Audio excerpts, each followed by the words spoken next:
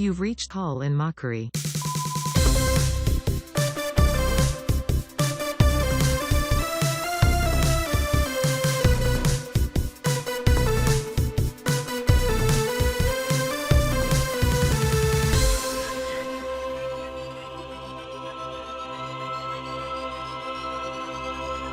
Welcome to Colin Mockery. I'm Landon.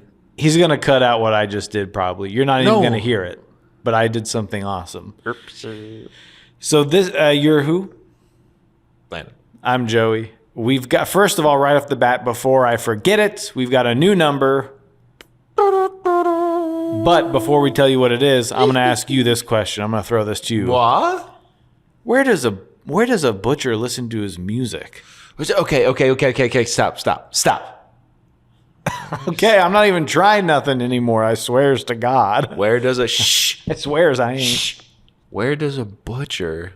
Wait, what was it? Where does a butcher listen to his music? Okay, shut up. Yeah. I swears to God I ain't doing nothing. Where does a butcher listen to his what? Where does a butcher... listen to his music. Music, okay. Music is what he said. I swears to God I ain't doing that. I swears it's true. From his eye bone. That he sawed from the cow. Yeah. I'm looking for ham radio. Oh. Give us that phone number. 319 had whip 1. 319 had whip, whoa. That's whip without an H because it needs 3 letters. Then you add 1 at the end. It gets better. Call that number and you get us or a voicemail at least. Do we need to set one up? It did kind of work. Yeah. No, it's still our old. Oh, awesome. Yep. So here's my, can I give you my alt? If we were to blue sky this. Okay. And I'm going to give you my alt. Okay. Of the song that we just So did? whip. Oh, okay. I guess that's that kind of, WIP one, right? Sure. There's not much we can do with that. But had, I'm thinking we change it to Gad. Like Josh Gad. Okay. Because people, if they're trying to call us, they're like, what's their number? It was like, well, who's my favorite actor? Gad. And then WIP could be work in progress because we know he's always getting better. 319 Gad work in progress. 1. Yeah. Okay, that's a good way to think of it. That's my alt. Okay, I like that. So if you are out there and you like had whip. Yeah, call in actually. Let's do you like Gad or do you like had? Call the number. I think our strategorium team, our strategery team, like President Bush. Yeah. Strategery. Our strategery team said had whip 1 kind of sounds it's in the vein of like had whip will travel. Yeah. So which of course fits our show. Or if you're me, it's like had whip. I'm a part-time professor. Yeah. If I had a whip, I'd be a part-time professor because I'm out there. This belongs in a museum. So that's one way to go with it. But you're saying, and it starts with 1-800, right? No, 319. Okay. So 319. But when you call us, let us know what you thought of in your head. Yeah. When it's like, hey, when I wanted to call you guys, I was 319 Gad whipping it, or I was had whipping it. Or if you think of a different way you could do XIP. I mean, I don't even know what that would be, but let us know. Yeah, that's the thing. There are multiple. We can. One sucks because there's nothing with it. Yeah. That's why I wish it made a little more sense. But I think that 1 at the end, it's at first I too was like, oh, but we can't do something funny with these. Yeah. But I think it will stick in the craw of all simmers. Yeah. Because they'll say whip 1. Whip one. Yeah. Had whip 1. Or Gad whip 1. Gad whip 1. So let us know out there, and all of our new friends. Olaf, our new friends. Yeah, you can't be gilding the old lily here. Ham radio. He's listening to his ham radio. That's funny. I like iBone. Yeah, I like that too. So that's good. All of our new friends and all of our new listeners, call us call in.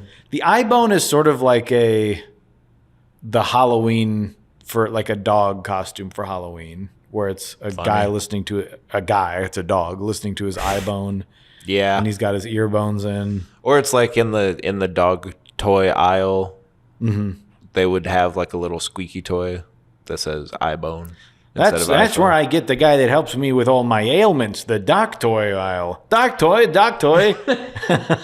I mean, come on. I could do this all day. I know. And people cheered in the theater. And Scorsese, of course, the master, he says, Marvel movies aren't movies. And some people said, yes, you're right, Mr. Scorsese. And some people said, no, they are movies. And it's such a fascinating world we live in. This old man can say, that's not a movie. It is. It is. But some people say, you're right, it's not.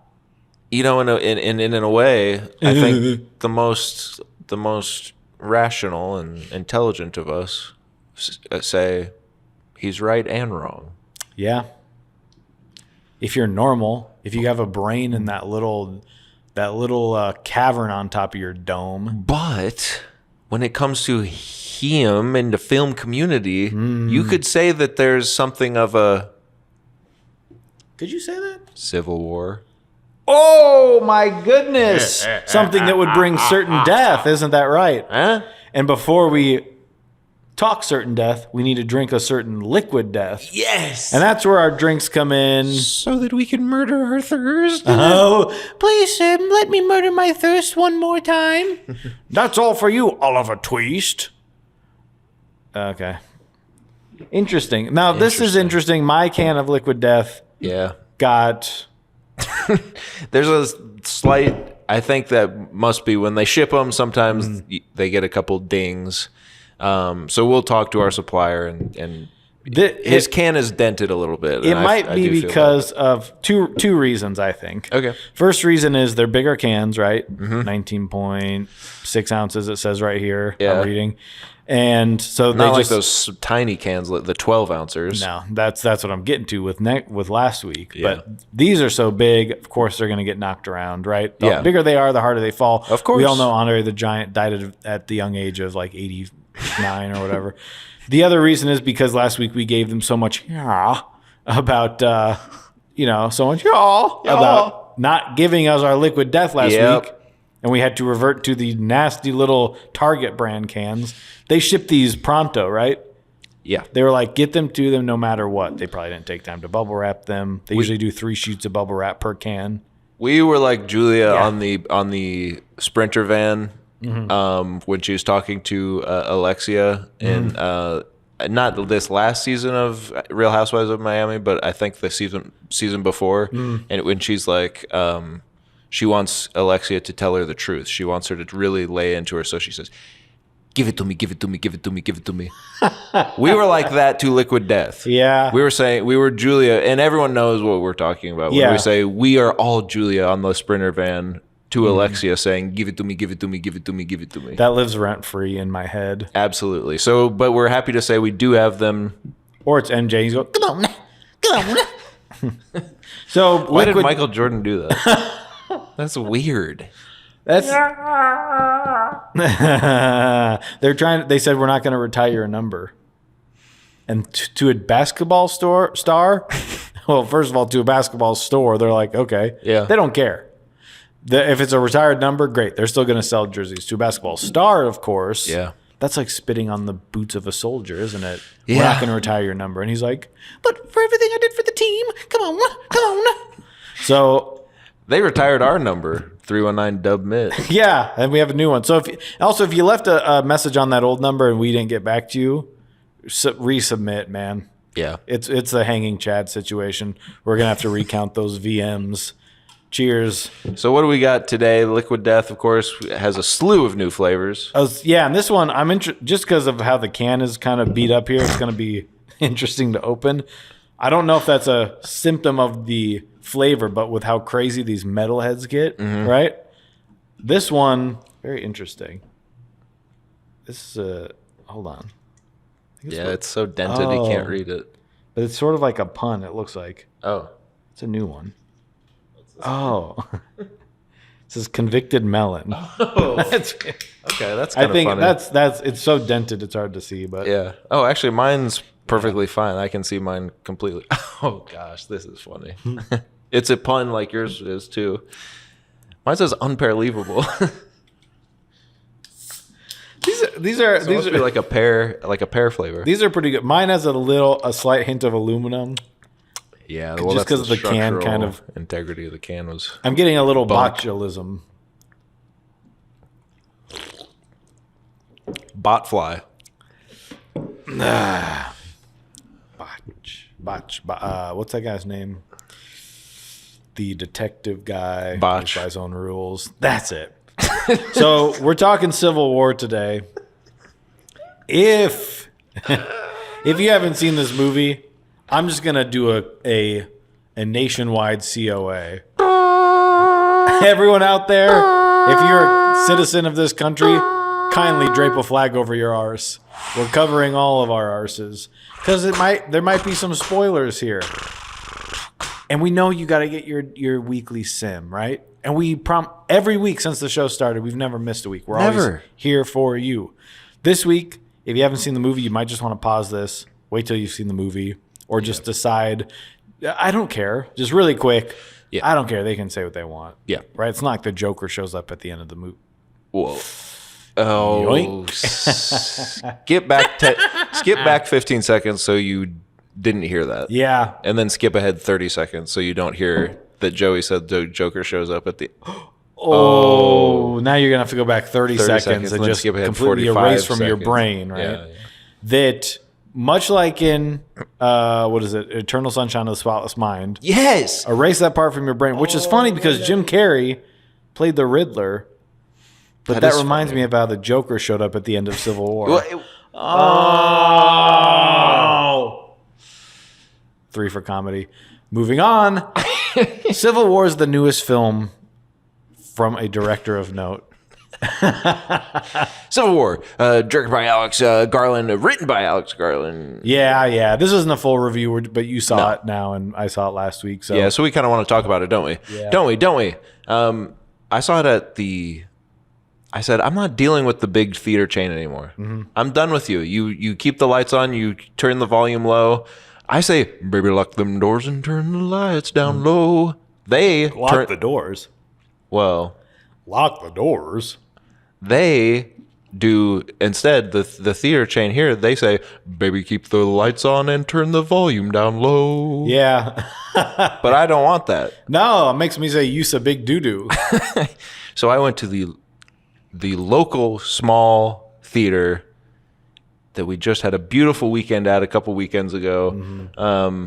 So you put on your hat that says real butter. Yep. You walked in there and I walked in there and I said, do I have to use the little kiosk thing or can I just, and she said, give it to me. So I give her my card and I give her, and popcorn and everything. And I walk in completely pitch black. I say, this is a theater experience I want. Loud gunshots ringing. I jumped out of my seat a couple times. Yeah. Because it's complete silence. And then you will just have someone's head blown off in front of you. There was 2 or 3 times where it was awesome. It was like going to see a horror movie. Yeah, it was awesome. Because everyone laughs after that because they go, what? Because you feel like a dumb idiot. Yeah, ass. you're like, So everyone around you, you're just like,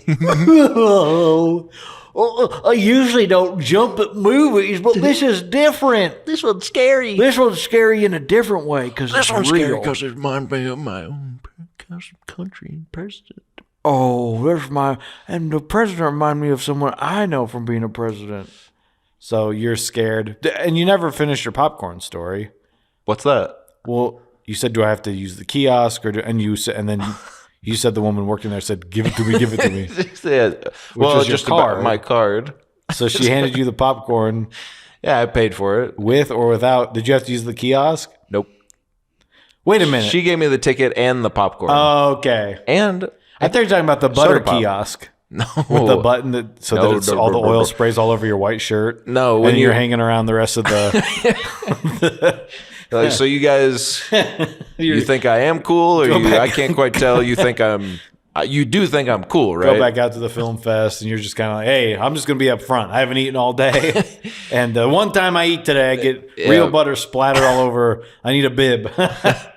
So no, but when you walk into this theater, there's a kiosk at the front where the box office used to be. Yeah. And a little ticket taker used to be. And it says, please buy your ticket. So I went up to the thing, and I have to admit, I was cutting it kind of close. The movie started at 5 or something, and I was cutting it a little close. So I tap on the movie I want to see, and it's not available. And it says go to box office. It didn't say anything. It just said 7 o'clock, and I said, they're not going to let me walk into the movie a little late? And then I walked into the concession area. She said, do you have a ticket? Like I was up to something. Mm-hmm. I said, no. Well, the owner's a little... They're nervous because they can't be making money there. It kind of seems impossible that they're even around. I think that's why they switched to the new releases. It used to be a second run theater. Right. So for about $5 a pop, you could go see the Croods or something. Like it's less. I still don't get it though, because it's still like $7. It's still cheaper than. It's still cheaper, and it's a new movie, but still. So it's a better experience. Maybe there's a little overhead. I don't know. I don't know. He probably owns the place by now. Yeah, he owns that place in the strip mall. Yeah. I mean, what are you talking about? I don't know. So, so now go ahead and skip ahead a little bit. Pitch Black. If you're in there, if you're worried about spoilers. Yeah, now you can go. Because truly none of that was anything. So Civil War starts. What do you want to say about it? I liked it.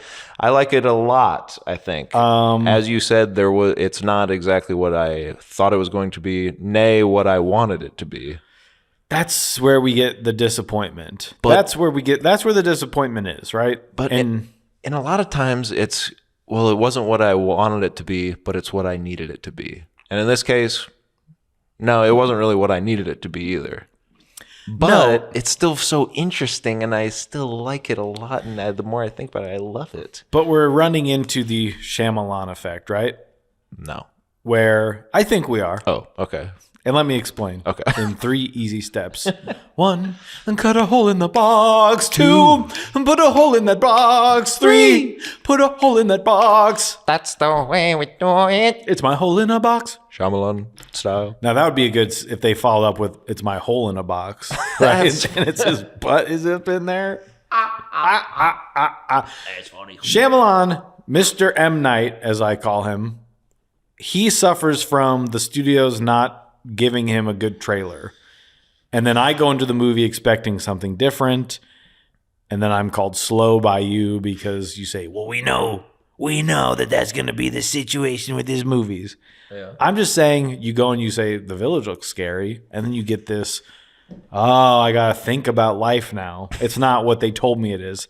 I think we're dealing with a little bit of that from A24, honestly. Because every single person is like, none of this is in the movie. Every time they post anything. Well, that's what I think. I think we're no longer in M. Night territory just because M. Night no longer is as relevant as A24. I love him. I've loved him forever, and we can talk all about M. Night Shyamalan someday.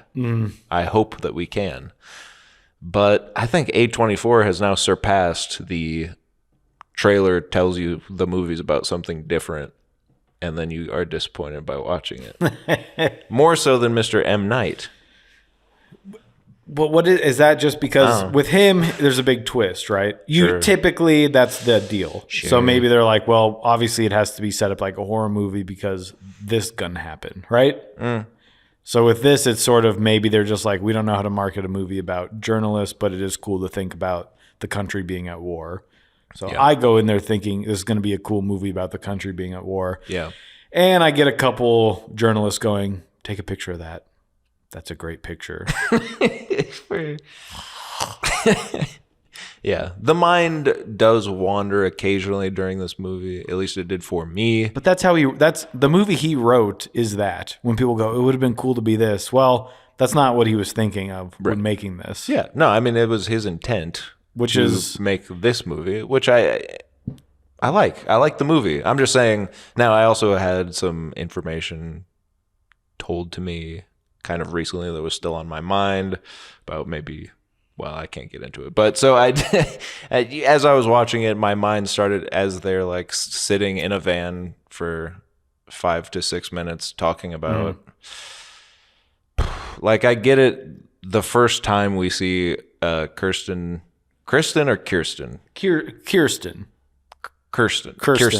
Dunst, she kind of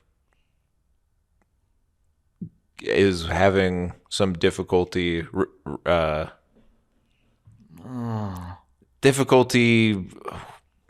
do you call it? Like reconciling her place, having taken photos of people being lit on fire, and war, and all the worst things you can possibly think of.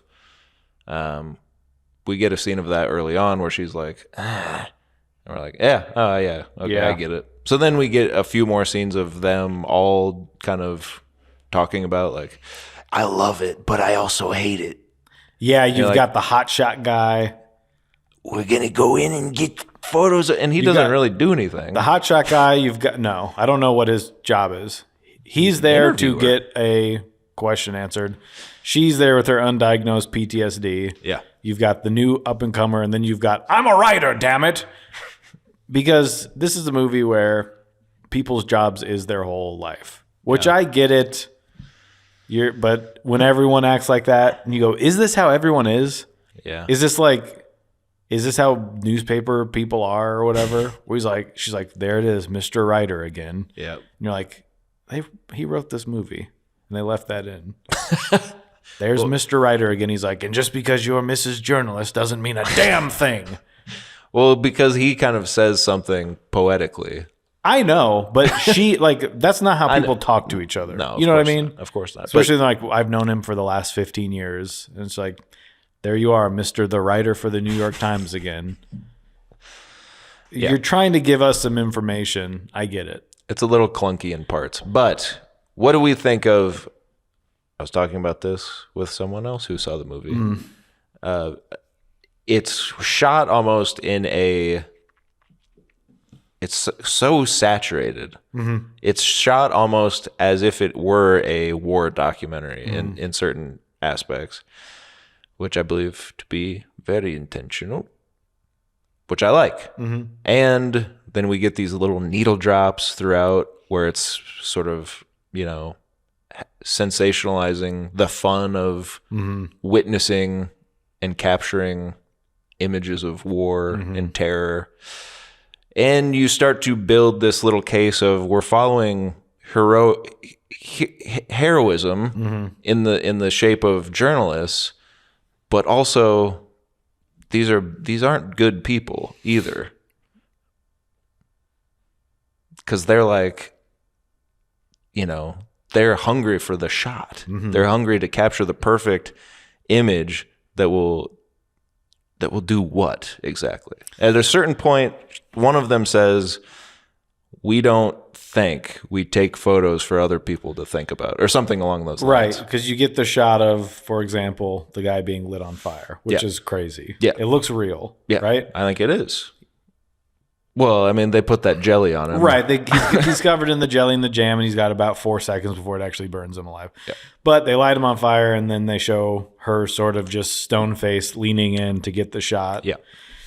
Sort of, I mean, that is their job, and that's the interesting, someone has to capture this, right?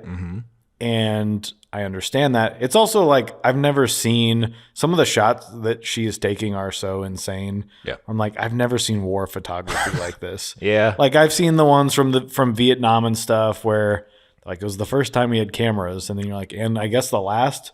I don't have any photos from Iraq or Afghanistan that are as crazy as her getting right up in front of someone's head exploding, and she's like nothing quite as iconic as those images would be.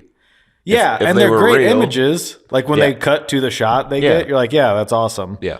But I just don't ever see that being posted anywhere, stuff like that from war. Well, it's an interesting, that's the other thing about the movie, is that it is a almost nostalgic look at what even journalism is. And what, no one, unless maybe a civil war happened, no one cares. about what these people are doing, actually. Well, and that's what she says interesting in the movie of Yeah. I used to think I was doing this job to send a warning back home. Yeah. To don't do this. Don't do this. But here we are. I think that's it encapsulates the story. Yeah. And then you go, okay, so we're going to get into it because you're like, yeah, that is terrible. And here we are. And we're sitting in our world and going, a little scary. But it's not like then it becomes whatever. Which when I think about, well, what would that movie be if it was then showing all these different cities having war? Right. I mean, that's The Purge. Like, Well, yeah. there are 4 Purge movies of people doing that stuff. Yeah. You can see that. But then what are you wanting out of that? To be like, that's cool? Well, and see, that's the thing, isn't it? Where almost the trick of the movie is that it doesn't give you that The satisfaction. thing that you want, which is you want to see war. You want to see... And that's what it's not giving you, Yeah. in a way. I mean, then it does in the third act, where they go in and take him down like a dog. But not in the way where it's like you've got the guy in the red hat and No. someone that has a badge that says, I am a libtard. Well, that's the other thing. As I was talking to someone else, I can't wait to hear this episode of the podcast with you. they purposely make you not quite sure what side you should be on. And so you kind of brought this up last week when you hadn't seen the movie. Yeah. You said, I heard it doesn't give you sides, and I feel like that can't be true. People were saying it's apolitical. And it's not. I didn't want to get too into the weeds. I mean, you can tell what's what, sort of. Like, Yeah, I mean... But like you said, we don't know what side they're on, which, why is that not interesting? People are like, they need to have it so cut and dry. Well, Shouldn't it be interesting because they are journalists? And then even when she says, and this is a little clunky, but when the little helper, new photographer says, you shot that epic photo of, and I had to stop my eyes from rolling back into my skull, but of the Antifa massacre. Right. They never say what that means. Like, Right. was Antifa being massacred? Or were they doing the massacre? Right. Which side is even that on? Yeah. Like that event. And then she shot that, so why was she there covering it for what? Then, like you said, there's the one guy that thinks it's kind of cool until he sees someone he knows get shot. It's sort of that's sort of you as the audience, right? Yeah. This is cool.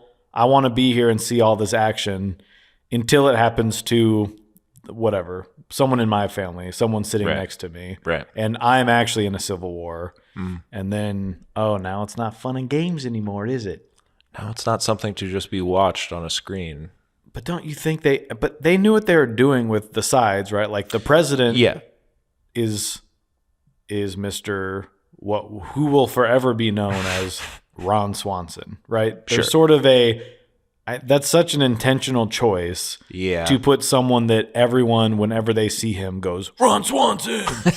Like we know this libertarian sort of, we know this character. Sure. That's in your head when you're watching this. I think that's a pretty specific choice because we don't know anything about the president other than some sort of bias you might have from knowing them from something. Yeah. And he just comes across as that kind of clean cut, Yeah. Well, and basically all they tell us is that he's stayed in office for a third term. And the big thing that I guess everyone is mad, whatever side you're on in the real world, you're mad that Texas and California are the two to band together to take him out. But I mean, I think it makes sense that it's pointedly not about the current sort of us versus them that seems that you would think. Pretty intentional to me. Yeah. And we were talking about that after leaving the movie where I was like, I'm pretty sure that goes with the whole stance of you don't know what side is what. Yeah. Came home and people are still confused about it. Yeah. Like there's a quote from him that's on IMDb trivia. Whoa. Where he said, I did that on purpose because these are two different places. And he said, it doesn't make sense to me that a president using like weapons on American citizens, that states would choose a side based on. It's like, I just don't think that people would follow someone that far, as if like with the insurrection stuff, if it became now the president's bombing people, it's like, I don't think that's a step too far to say that all those people would stay on that president's side no matter what. Right. He's like, that seems a little far-fetched to me. I don't know if I feel that way exactly, but it's just the point of, he was like, these are two places that are joining forces because he's doing something so crazy that even the whatever states that you would think would be on one side or the other can't get behind. Like, And there's Florida, like that's what people are like, that's so crazy that would frickin' happen. But also you think of like California is the size of a country, and Texas is also the size of a country. Like they're always the states that are like somehow kind of threatening, or like the idea of them becoming their own union has been thrown around before. So it's not like, and they have military bases and stuff there everywhere in those states. And they're just states. That's what, when people are like California, when you go on any post and it's like a house that's for sale in California. Yeah. Someone goes, too bad it's in California. Right. Like the homeless are going to go in there and eat. Yeah. The state is so, you think the state at the top is the same as the state? It's a piece of land. Right. Same with Texas. Yeah. It's just so massive. Yeah. That people are mad about that. Like that's the one thing they're hanging on to about this movie. Let it go. Let it go. Let it go. Like Olaf said, 319 Gad Whip 1 if you have any thoughts on this. I do, and then I think the end, the final act where we do finally get to Washington, I think it is cool, but also scary because you're like, they really are doing it, huh? And it treats America like a war zone.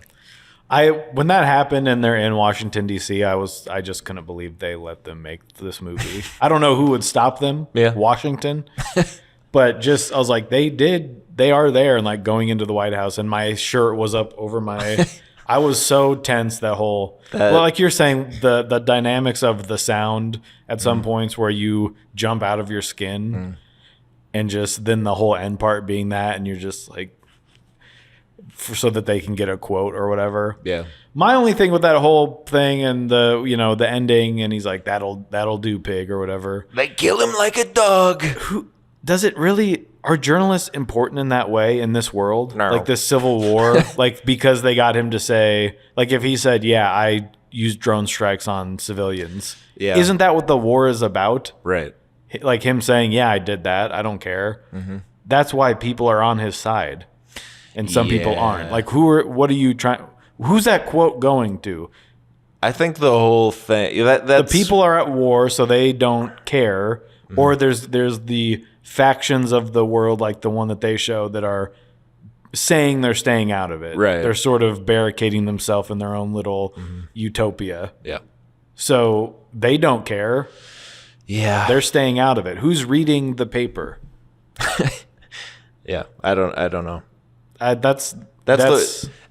think it almost seems to have an idealistic version of what a journalist is also, to the point where it's like it doesn't completely map onto our reality, because like we were saying, I mean, we already live in a place where no one would believe a journalist one way or another, like depending on what your politics already are. So like you're saying, so what that comes out on Reuters.com, and 50% of the population dismisses it anyway. It's just, I mean, I think it's more of a fable than we should be watching this movie as a fable and potentially a cautionary tale. And watch it as I believe Alex Garland is giving us this like a journalist, as in the movie they say, we just take the picture. We don't think about it. That's for you to think about. I think that's the most one-to-one thing of what he's doing. I just made the thing. You think about it, which I like. Yeah, I believe that. I can also see it as we're supposed to view them almost also as they are still like they have to do this, so they're making it important for themselves. Yeah. Like his final goal is to get this quote, and if she dies doing this, right, like getting these shots, that's what her life is. Even though we were probably like, who's gonna look at these and care? Like she said, I've done this my whole life to get people to not do this, and here we are. Yeah. So she's failed in that respect. It's almost like they're doing this because they have to feel important in some way. They've got their little press car, that no one really cares about. Yeah. They get to the end, and it's sort of, I got the quote. It's almost like the end of some joke. Like, I got the quote from him. Great. Yeah. Like, he's dead now, and what are we going to do with that? Yeah. Is that actually going to stop this war? And I think that's part of it, is him saying, like, putting that out and just going, well, yeah, what does that mean? Yeah. Like, you can do that. I think it's cool. I think there's great parts in there. The part with the guys at the little, like, Santa drive-through thing. Yeah, that's crazy. In the house, and you're so tense, and it is so loud. But it's like, that's where I felt like the most interesting stuff was. Yeah. Those little things where he's like, they're like, well, what side are they on? Yeah. It's like, don't you hear? Like, Yeah. this person's trying to kill us, so we're trying to kill them. Yep. That's where it gets into the messiness of war that I think should have been explored more. Yeah, I agree. Like, that's the stuff I want to see. And then it's like the fact that it looks so real and is taking place in our country, where you think about war happening in other countries, and you're like, yeah, I empathize with people, but it's like they're living somewhere that I don't have a concept of. So you're trying to be like, well, what would it be like if I grew up in that place? You're trying to put yourself in their shoes. Yeah. That's why it would be so interesting to see it in, like, yeah, this is what it's like for people this is actually happening to. But now you can put it into your little stupid brain because it's happening next to, like, a Chick-fil-A or whatever. Yeah. And the Mr. Plemons part. Yes, we should talk about that. They come across a sort of mass grave being dug by Jesse and the boys.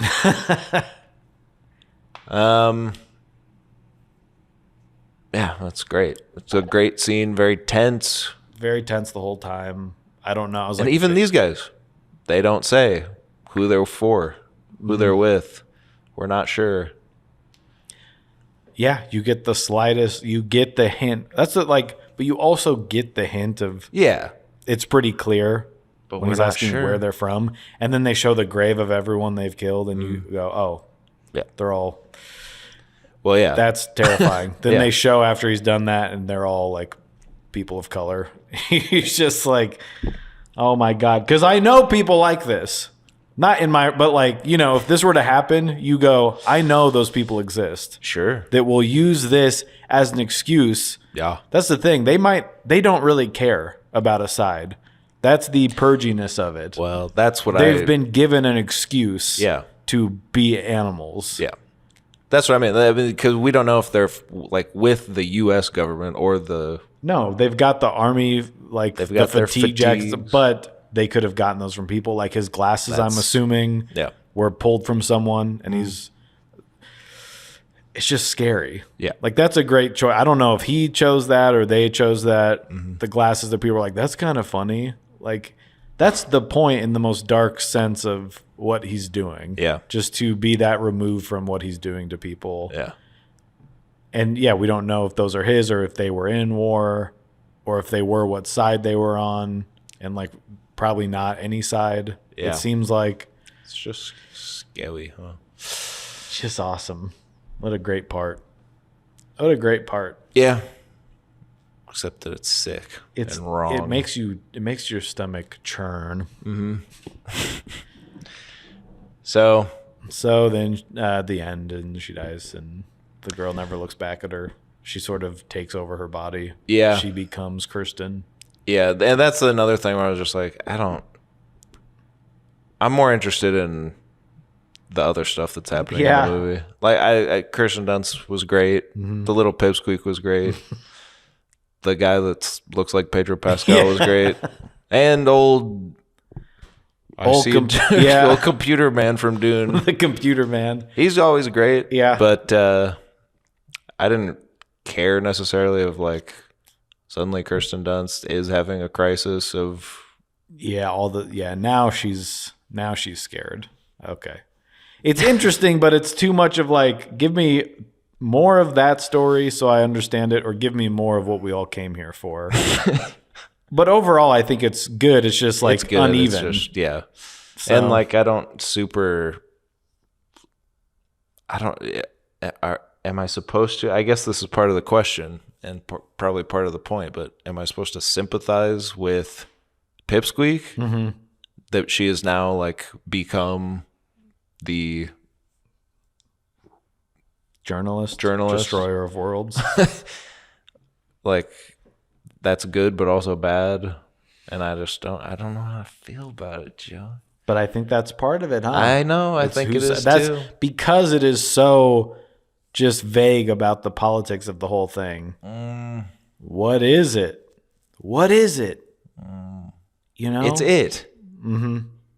Well, I saw it. Oh, God. That should be it for this episode. It ended up being a Civil War review episode. Yeah, I'm going to give it 7 squirts of real butter. Yeah, I'd go 7. I would like to see some, I'd like to see Civil War 2. And I'll see you next week. Bye. Bye.